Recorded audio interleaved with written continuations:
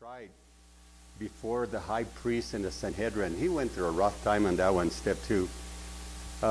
Step 3 is going to be when he goes before Pilate, and he was examined before Pilate. Step 4, he goes before Herod, and he was mocked. Step 5, that's when he was sentenced. He goes before Pilate a second time. Remember, he goes back to Pilate. And then step 6, it's at Calvary when he was crucified, okay? And then before we leave tonight, I'll tell you what's going to be next, so you could maybe read the Bible on those verses. It would really help. And then the last step 7, he said the garden, the tomb, and the key thought is that he was raised. So let's go. First of all, I want to start with a trivia question. Anybody could answer it. I'll make it easy at the beginning, but I'll make the questions harder at the end. Name Moses' brother. Anybody? Moses' brother. Okay. Praise the Lord. And then one more, and this name is going to come out in my studies a lot. So, in the Gospel of Mark, no, not that one. Who is the high priest of Jerusalem who put Jesus on trial? The high priest of Jerusalem. Anybody? Caiaphas. Yeah, is that the way you pronounce it? Caiaphas. Okay. Anyway, you want to know. Okay. Somebody's worse. Okay, you're all in Luke 22. And I'm going to refer to other verses that I didn't write down that will back up what I'm saying, and I'll have Pastor read it for me, okay? Luke 22:40. And when he was at the place, and the place is just sitting me, right? And that was the place of surrender.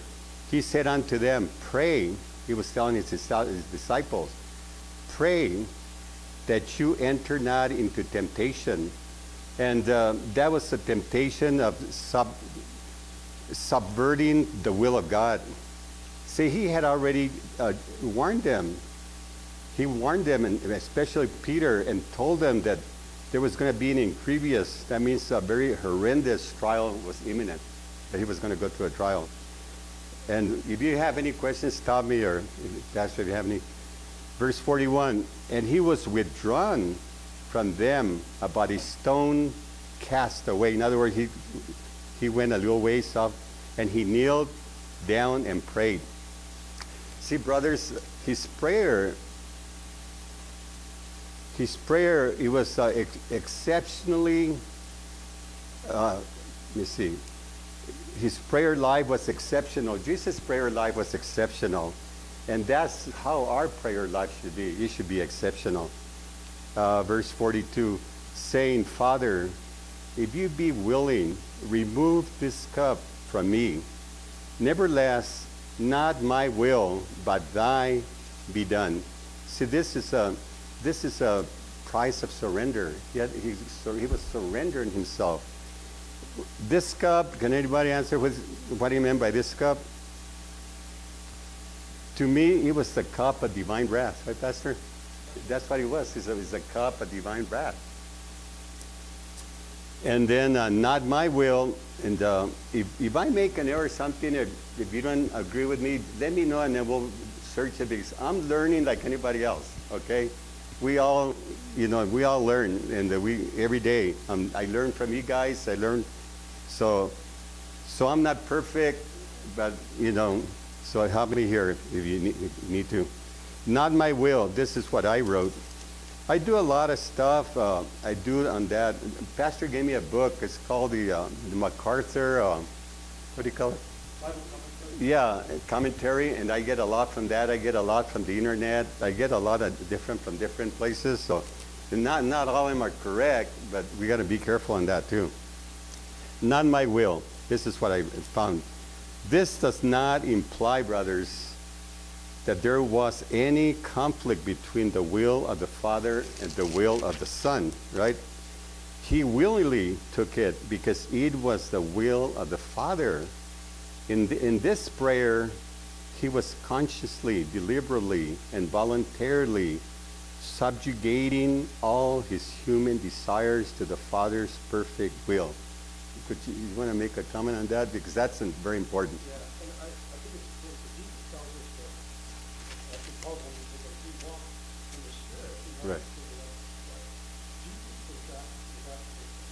Mhm. He could walk in the Spirit, he was able to eat his flesh, he was able to do the temptation of Satan, remember that? What he was allowed to do, he was left in the mountain, and the devil came and tempted him.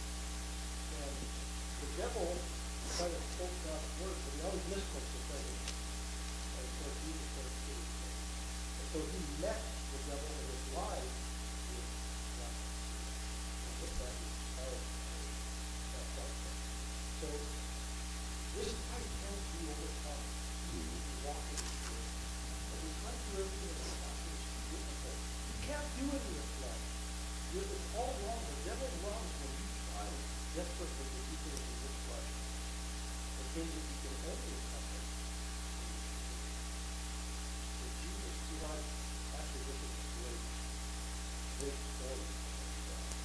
Jesus in the garden was so good. Even there, it means something. Every day he left something. Pastor, I was searching, but I couldn't find it. Does this happen? It happened at night, but it had to be, I guess, early Friday morning? It happened, well, see, and there's a lot of conjecture. Yeah. You know, you can't, you'll get the 3 days if you start on a Friday. Why don't you raise on the Sabbath? Yeah. Not the 3 days. And maybe that's something we can get into a little later.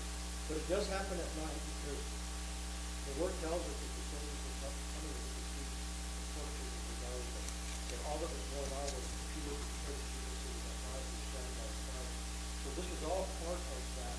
Everything happened in slow motion, the passion of Jesus, right? Right. Mm-hmm. Once Judas comes into the garden and he points out Jesus, everything happens fast. It was so quick. Mm-hmm. It happened so quickly. How was already condemned.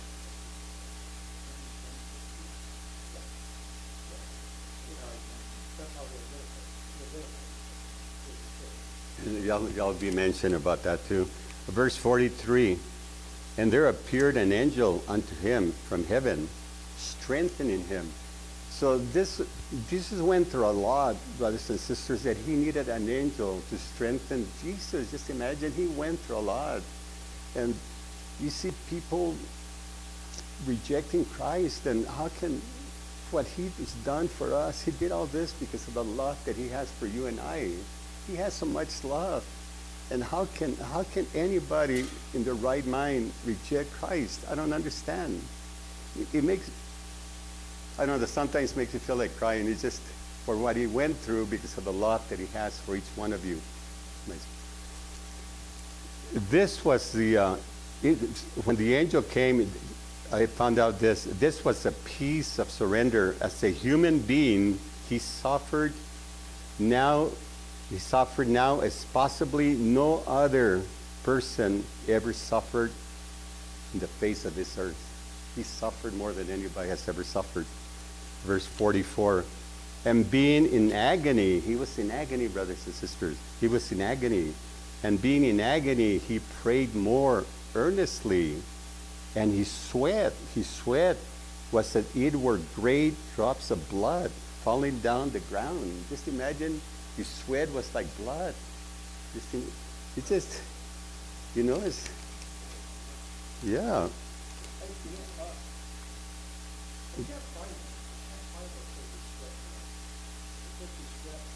It was about, they were great drops of blood. So, you know, I'm real careful about that. Is it bulletproof? Does it really matter? No. But I'm real careful to be spoken of and I don't have a problem with it. But to be able to support that scripturally, I don't have to. Does it matter?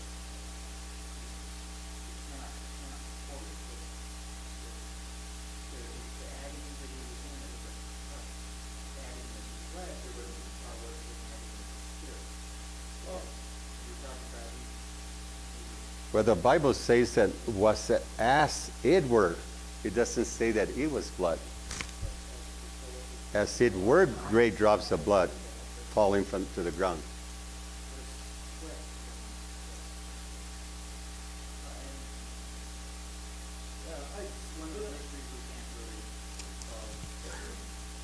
I just don't, I can't find positive. That's all I'm saying. I'm not trying to take away from it.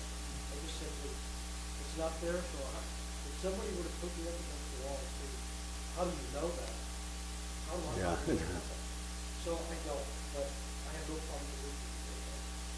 With the stress that was so great that it very well fitted with, Right. Thank you. See, brothers and sisters, the wrath of God was to judge him. Listen carefully. The wrath of God was to judge him as if he and he alone were the only sinner who ever existed. Even though he was no sinner at all, brothers. He paid the penalty for you and I for our sin. That's it. They treated him like if he was the greatest sinner on earth. And he was sinless. Verse 45, and when he rose from prayer, he got up, he was come to his he came back to his disciples. He found them sleeping for sorrow. So, brothers and sisters, the only thing I could say on this one is maybe they were so emotional strain. The emotional strain was worrying them, the disciples, as much as it was for us. It was an emotional thing because they gratified their immediate desire for sleep, right? They gratified their immediate desire for sleep rather than staying awake to pray for strength as Christ had commanded them. Christ told them to pray and they disobeyed. I don't know if you want to add anything on that. I do, actually. Yeah. You know, the thing is that Jesus requires us to sleep. The sleep comes to different sources of sleep. This is not the sleep that Lazarus was in when he was dead. You have to say, why are you not sober? Why are you not alert? Why are you not awake? Because this is a critical time. Right. Can I tell you that this would apply today? Why are you sleeping? You know, there's some Christians that are asleep at the window. They are blind, they are ignorant to what's going on today. And they're ignorant when they vote, they're ignorant when they talk, they have no idea. And goes on to say, why are you sleeping? Rise and pray, that you may not what? Right. Well, I don't say, why are you praying for them? This is a time of trouble for them. The Bible says, pray that you may not have it. You know, this is the time, in this day and age, it's very easy for us to fall asleep. To fall asleep. And though God is doing a mighty work right now before his death and resurrection, or back then and now is in prayer, there are many who are asleep. They're asleep in the church. They're asleep in the walk in the relationship with God. They're dumb for what's going on in the world today. And so this whole thing is about that we do not have a spiritual weakness because we can stand and withstand the wiles of the devil if we do this thing. Right? So that's what Jesus is alluding to. That when we're asleep and we are trying to temptation. Thank you, Pastor. Verse 46, and said unto them, in other words to the disciples, why sleep you? Rise and pray, lest you enter into temptations, like Pastor was saying there. And rise and pray, what is it he's telling us? Rise and pray. It's a tender appeal. It was a tender appeal to the disciples who in their weakness were disobeying him at a very critical moment, brothers and sisters. They disobeyed Christ. Christ needed them. He needed them. He needed to be around somebody, you know. And then verse 47, here's the arrest. This is pretty interesting. But, and while he yet spoke,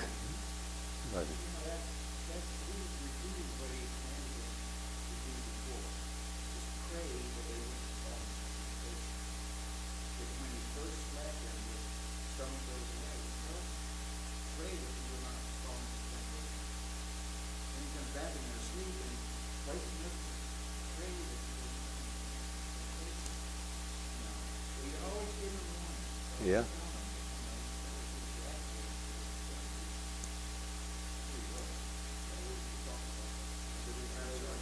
Yeah, yeah, that's weird. Yeah. And then the arrest. And while he yet spoke, behold, a multitude.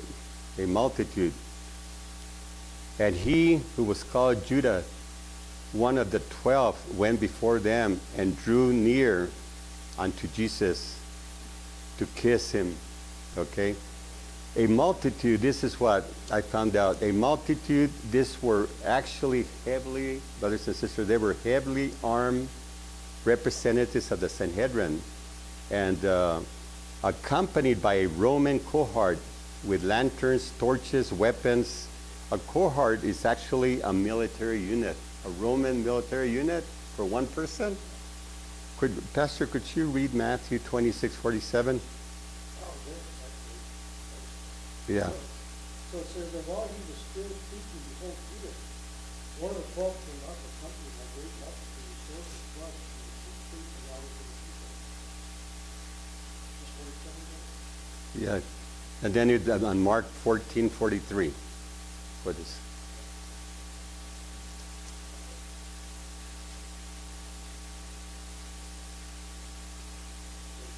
Immediately while he was still speaking, Judas, one of the 12, came up, accompanied by a multitude, with swords and clubs, and the chief priests and the scribes and the elders. There's about 200 soldiers. Right. Reminds you of what happened a couple of days ago about they came in 29 who had fought people with guns and everything for innocent and dead with his life involved. And they arrested him for himself. They didn't need all this people, so that's Yeah. they didn't.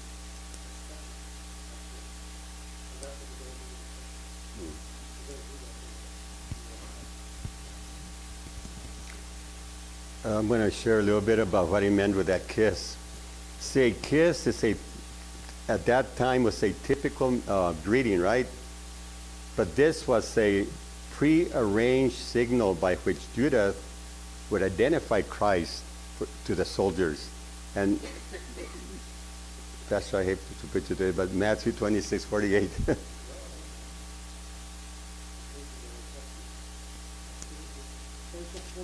Yeah, 26:48. And now he who was betrayed him gave him a sign, saying, whomever I shall kiss, he is the one. Seize him. Mm-hmm. Thank you. And verse 48, but Jesus said unto him, which is Judah, right? You betrayed thou the Son of Man with a kiss?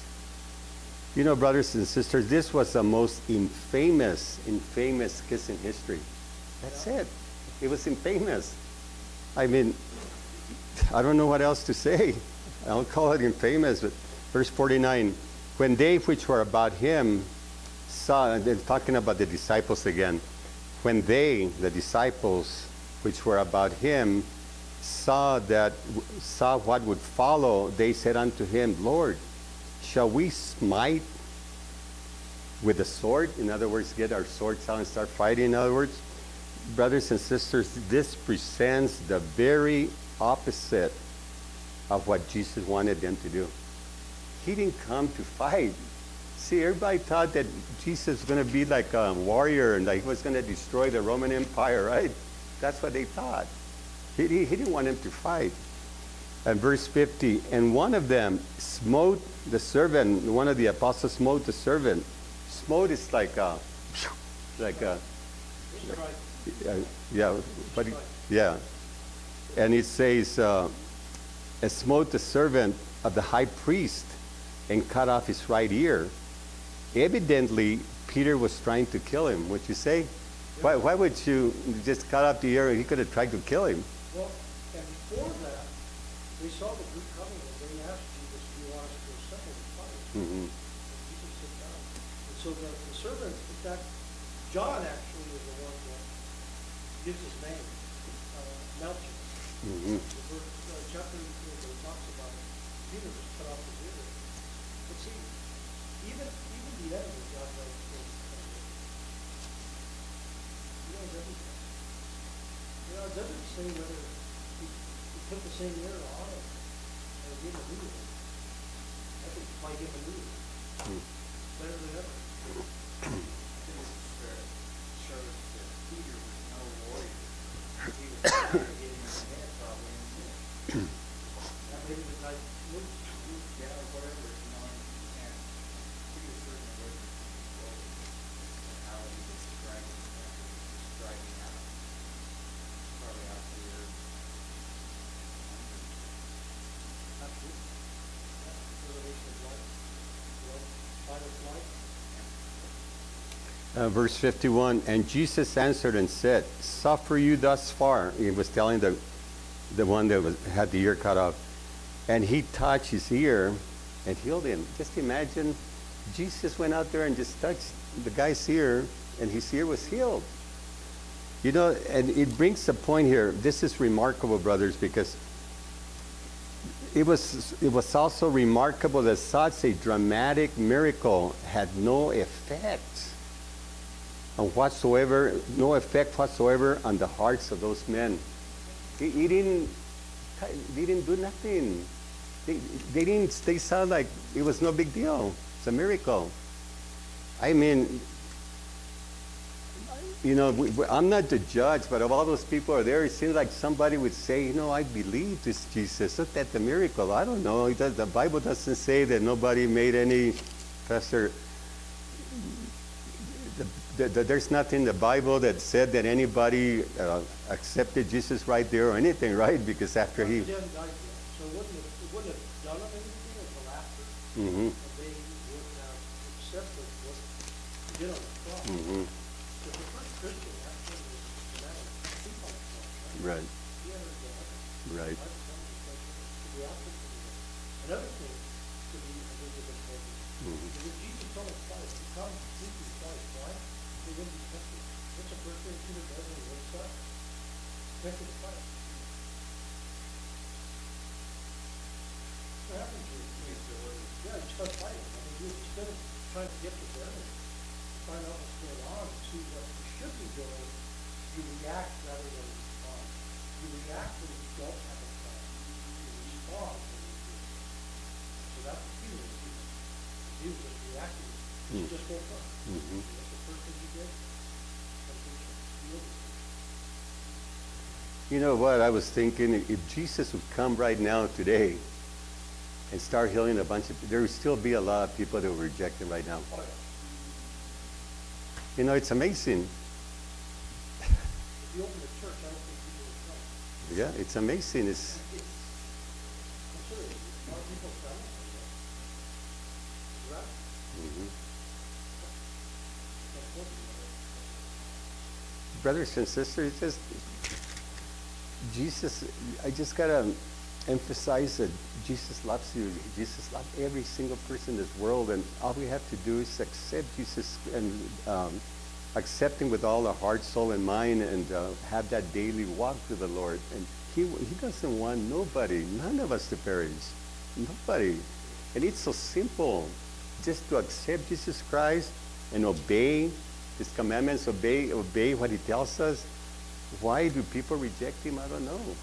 Yeah, I don't know. It's just, I'll never have the answer for that. So, but verse 52, then Jesus said unto the chief priest and captains of the temple, and you see, and then Jesus said unto the chief priest and captains of the temple and the elders which were come to him, be you come out against me as a thief with swords and staffs? You know, so he was asking, you come after me like if I was a thief. Jesus Christ was no thief, brothers and sisters. This presents two thoughts, and this is not in the Bible. This is a thought, okay? First thought, Jesus could have said, if I wanted to use my power against you, your swords and staff would do no good at all. Right? He had the power to destroy the whole Roman Empire. And this is just a thought. So the next thought, I am not a thief.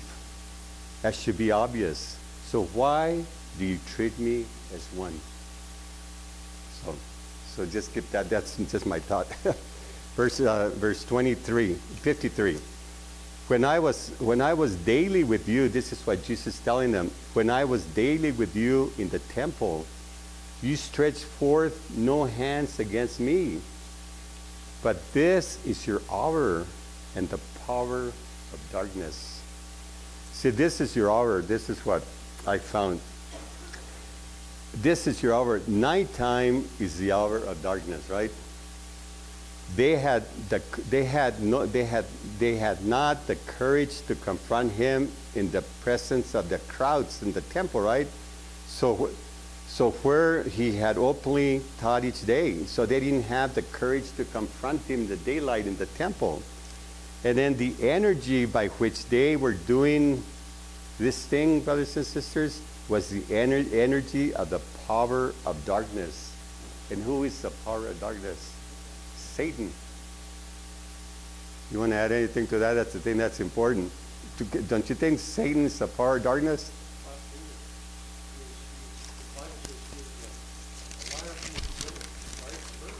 Yeah.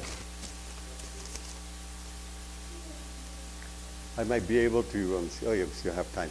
I'm going to start with step 2. Step 2 is Jesus' strike.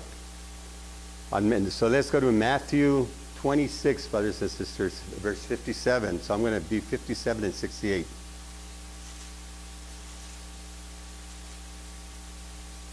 I hope you all are enjoying this. This is important. So I expect all of you to come next week. On Matthew 26, verse 57. And they that had laid hold on Jesus led him away to Caiaphas,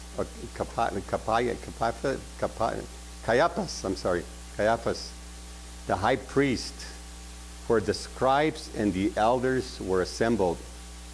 The book of Matthew omits the account of Jesus being first led before Annas. And Annas was a former high priest, as recorded on John 18:13. Could you go there, brother, Pastor? John 18:13. I was telling that the Matthew 26:57. Yeah. See, the book of Matthew omits the account of Jesus being first led before Annas, and Annas was the former high priest, recorded on John 18:13 and 18:24. You want to go and read that? 18:13, John. Absolutely. It says, and led him to Annas first for his father-in-law, Caiaphas, who was a high priest that year. And then 24. I don't know if I wrote that. And before sent him down to Caiaphas, the high priest. Okay. So see, Annas, like Pastor said, Annas was a former high priest and father-in-law of Caiaphas. So he was on John 18. Okay, yeah, let me see. We're back to verse 58. But Peter followed him afar off unto the high priest's palace, and went in and sat with the servants to see the end. So by Peter doing that presents the apostle Peter turning back towards Christ, right? From whom he had fled at first. See, no doubt that he was ashamed of the actions, right? And now in a quandary timidly follows a route that Jesus was taking. He was following. He wanted to know what's going on to the palace. Verse 59. Now the chief priest and the elders and the council sought false witness against Jesus to put him to death. They were looking for false witnesses, brothers and sisters. See, they didn't care if the witness was true or false. These were the religious leaders of Israel. Any comments on that, Bess? They were looking for false witnesses against Jesus. That's how bad they wanted Jesus to die. Yeah. It's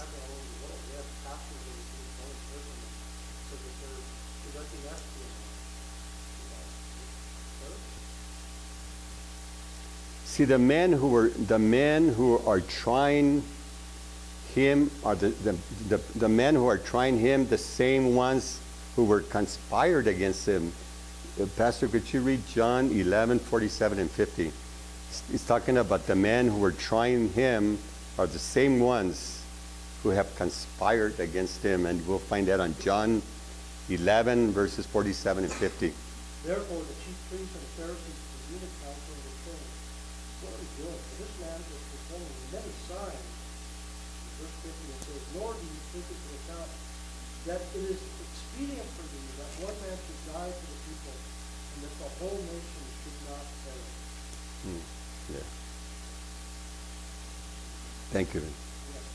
And then going back to verse 60, it says, they're talking about the witnesses, right? But found none. Yes, though many false witnesses came, yet found they none. So at last came two false witnesses, two at the end. See, this is upon a statement made by Christ, twisted it out of context, and this is what it is. And this is what the false witness said. And said, this fellow, talking about Jesus, said, I am to destroy the temple of God and to build it back in 3 days. See, this is a distortion, brothers and sisters, of what actually Jesus said. Destroy this temple was speaking of his physical body, and in 3 days I will raise it up. So, Pastor, if you could go to John 2:19. Go ahead, brother. Sure.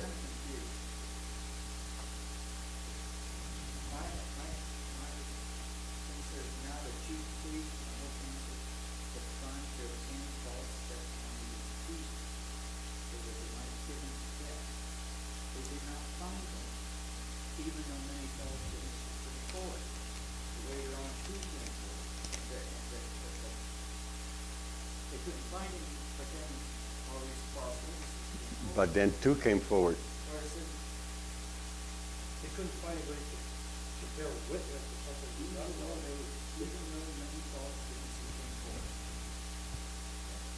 So nothing could be true. We give a false testimony. None of that, when they ran it to the ground, nothing could be true. There was nothing to transfer. So they just, these people are doing that. There was examples they were trying to obtain, so the council kept trying to obtain false testimony. And so they said, but they couldn't find him, and now it says they found many. They couldn't find him, now they found many. So, I guess, I could ask this question here tonight, and I would probably would find it to ask it. I guess either during the week people would come, or after church people would come up to me, and they would say, you know, I'm trying to get my own life and faith in Jesus. So, they were seeking it, they didn't find it, and then of course, later on, there were those who did come out and say that. But it's not a contradiction, it's just a clarify. Yeah, in the chronology of things, it was just, initially when they came out and tried to do it right here now, there was nobody. But then, they found people who were alive. And you'll always find people who are there who are alive. You always find people. Yeah. Did you read that on? I didn't. Where was it, John 2? John 2:19. And Jesus answered and said to them, destroy the temple, and in 3 days I will raise it up. See, they were thinking, how can he destroy that temple? It probably took thousands of years to build, right? Hundreds of years. And they didn't understand what he meant. So, and then verse 62, and the high priest, Caiaphas, arose and said unto him, answered thou nothing? What is it which this witness against you? What is it? See, when the first phrase, and the high priest Caiaphas arose and said unto him, answered thou nothing? Presents, brothers and sisters, this presents Christ answering his accusers. Not at all. He didn't answer at that time. But you know what? Let me I'm going to share something with you tonight. You got to understand this study, you're going to find out that Jesus answered some of the questions to everybody except one person. One person, he didn't even open his mouth. Can anybody guess on that? Huh? I didn't hear. Said the Father. You know, it's he didn't answer a question to King Herod. King Herod. He didn't answer nothing. But we'll get to that. And in verse 63, but Jesus held his peace. And the high priest answered and said unto him, I adjure you by the living God that you tell us whether you be Christ, the Son of God. The first phrase, but Jesus held his peace, brothers and sisters, this fulfilled the scripture that he was oppressed and he was afflicted, yet opened not his mouth. And you found that on Isaiah 53:17. He didn't say nothing. And then Caiaphas was trying to break Jesus' silence. That's what he was trying to do. Verse 64. It says, Jesus said unto him, you have said, nevertheless, I say unto you, hereafter shall you see the Son of Man sitting at the right hand of the power, coming in the clouds of heaven. That's the second coming. See, on Psalms 110:1, it reads, the Lord said unto my Lord, sit you at my right hand until I make your enemies your footstool.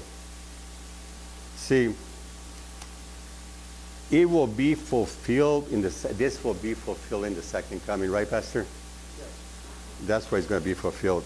On Daniel 7:13, it reads, I saw in the night the visions, and behold, one like the Son of Man came with the clouds of heaven, and came in the Ancient of Days, and they brought him near before him. So this one, like the Son of Man, is the Lord, our Lord Jesus Christ. That's what it's talking about. Let me read a couple more verses. We'll be done. It's almost 8 o'clock. Verse 65. Then the high priest rent his clothes. I guess he ripped his clothes. He was so frustrated. He rent his clothes. That Jesus, right? Let me see. Then the high priest rent his clothes. Jesus' clothes, right? Verse 65. Let me read it first. Then the high priest rent his clothes, that's ripped his clothes, saying, he has spoken blasphemy. What further need have we of witnesses? Behold, now you have heard his blasphemy. Is he talking about he ripped his own clothes, right? Yeah. So the ripping of the clothes back then was a sign. Okay? It was a sign of death, it was a sign of separation, it was a sign of sorrow, all of that. Anything that could create, that brought agony, that brought heartache. But it was important that they did that. They would tear their clothes and go out into Sackcloth and ashes. and get in the ashes and throw a dust stuff on top of themselves. Yeah, there was a way of mourning, a way of expressing the grief, the lamenting. It's not an honorable thing to do. Oh, okay. Yeah, so actually when he was, what Jesus' statement, the entire Sanhedrin, brothers and sisters, had heard this statement, Jesus' statement. He did not blaspheme. Jesus is not a blasphemer. He spoke the truth. Like it says in John 14:6, it says, Jesus said unto him, I am the way, the truth, and the life. No man comes into the Father but by me. So and then they asked him, what do you think? The Sanhedrin asked him, why do you think? They answered and said, he's guilty of death. Just imagine. So that first phrase, what do you think, was spoken by Caiaphas to the Sanhedrin, which was composed of 71 members, and all were present. I heard, I don't know, I found that, I don't know if it's true or not, I don't know, it's not concrete, but they said there was like 71 members. It makes sense because the Passover was happening, so the priests would have come to Jerusalem. So that would have been the opportune time to hang out. Right, so it's amazing. And then they answered and said, he's guilty of death. When they sentenced him to death, brothers, they sent themselves to death as well. Because every knee shall bow. They're going to have to answer for what they did. It said that there probably was close to 6,000 priests in town to help with the slaughtering and all that had to do with fight. That's quite good. Sanhedrin they were the leaders either. They were the leaders. I have a few more verses. Can I finish? Is it better? Okay, I have maybe 3 verses more. And let me see, where was I? Okay. Okay, in verse 67. Then did they spit in his face and buffeted him. That buffet is like strike him with a fist or whatever. You punched him. And others smote him with the palms of their hands. You know, it's like, brothers and sisters, just a page here. Yeah. They spit on him, yeah. The phrase, when they had spit on his face, considered to be one of the greatest insults a person could get. Just imagine, I don't think I could do it now. If somebody would spit on my face, I think I would hold back. And in the old days, that guy would be sorry. Sorry to say that, but now when you're a Christian, yeah, if somebody spit on your face, that's the biggest insult, yeah. But I wouldn't do that now. But in the old days, they would be sorry.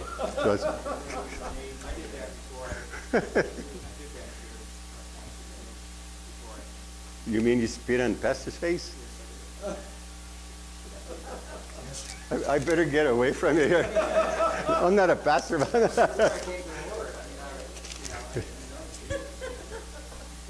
shame on you.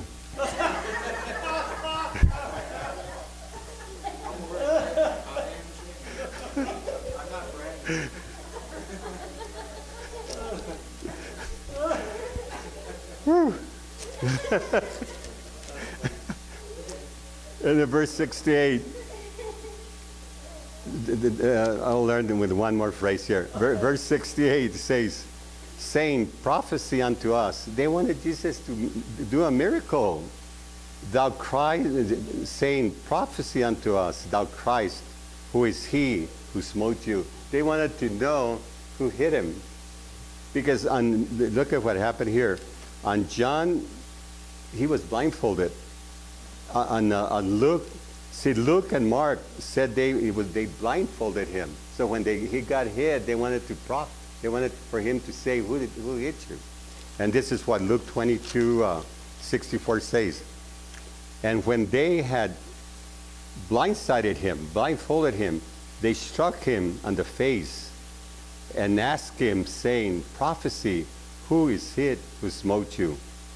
See, brothers, these mockers will one day, they will stand before God, with each one being called out exactly the number of, they're going to be called for exactly the number of times they delivered that blow and to Jesus. They're going to have to answer for everything they did against Jesus.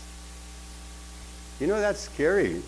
You know, it's scary in the last day when we face God, and some of those people are going to say, you are the Messiah, and Christ is going to say, who are you? I never knew you. This is scary stuff, right, Pastor? So. Can you imagine what that walking up, you're walking up, and Jesus says, Father, this is the one that took me 14 times along the life. Live the prophet. But yet, I don't understand that, because yet they saw what the miracles that Jesus was doing. He did several miracles. They didn't believe him. And they wanted to prove that he could do it. Religion's all about me. It's not about God. It's about me. I hope you all enjoyed it. There's a lot of more stuff to it. It gets more interesting.